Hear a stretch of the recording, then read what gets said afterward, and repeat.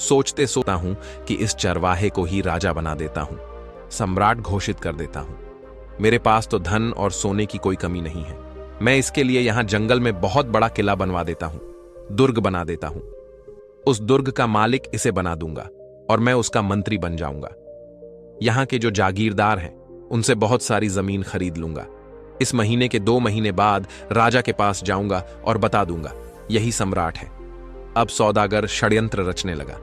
भाग्य बुद्धि से कहने लगा, बुद्धि तुम देखती जाओ कि मैं क्या करता हूं। देखना, यही सौदागर अब चरवाहे को सम्राट बनाएगा। बुद्धि ने फिर से भाग्य से कहा, कहीं ऐसा ना हो कि राजा बनते बनते यह मर ही जाए, क्योंकि इस समय इसके पास बुद्धि नहीं है। जब यह बात भाग्य ने सुनी तो बोला, बुद्धि तुम इतना घमंड मत करो, तुम अपना ज्यादा दिमाग मत लगाओ, यह सम्राट अवश्य बनेगा।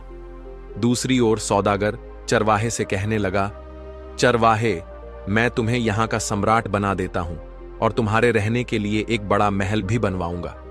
सौदागर में बुद्धि थी क्योंकि उसका साथ बुद्धि दे रही थी, लेकिन बुद्धि ने चरवाहे और उसकी माता का साथ छोड़ दिया था।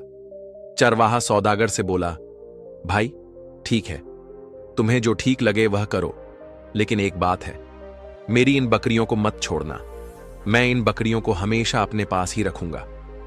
चरवाहे में बुद्धि तो थी नहीं। उसकी बात सुनकर सौदागर सोचने लगा, यह व्यक्ति कितना बड़ा मूर्ख है। मैं इसे राजा बना रहा हूं और इसे बकरियों की पड़ी है। यह कैसी बातें कर रहा है। फिर भी सौदागर बोला, ठीक है। सौदागर को मन ही मन राजा का डर सता रहा था। राजा ने उसे कहा था कि तुम्हें उस सम्राट से पूछ कर आना है और मेरी लड़की का विवाह उसके साथ करवाना है। इसलिए उस चरवाहे को सम्राट बनाने के चक्कर में सौदागर ने चरवाहे की बात पर ध्यान नहीं दिया। उसने किले की नींव डलवा दी और निर्माण शुरू करवा दिया।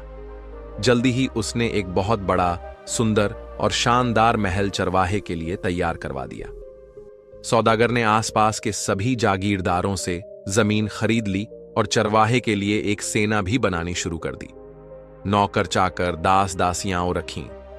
ये सब देखकर वह बुद्धिहीन चरवाहा मन ही मन सोचने लगा, ना जाने यह सौदागर कहां से आ गया। इसने तो हमारी जिंदगी खराब कर दी। अब तो मुझे अपनी बकरियों को चराने के लिए भी समय नहीं मिलता है। यह हमेशा बातें करने में लगा रहता है। चरवाहे का तो अब भी वही हाल था। वह बकरियों को जंगल में ले जाता और चराकर वापस लाता।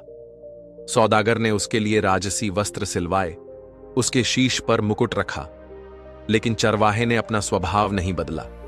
वह सौदागर से कहने लगा, तुम्हें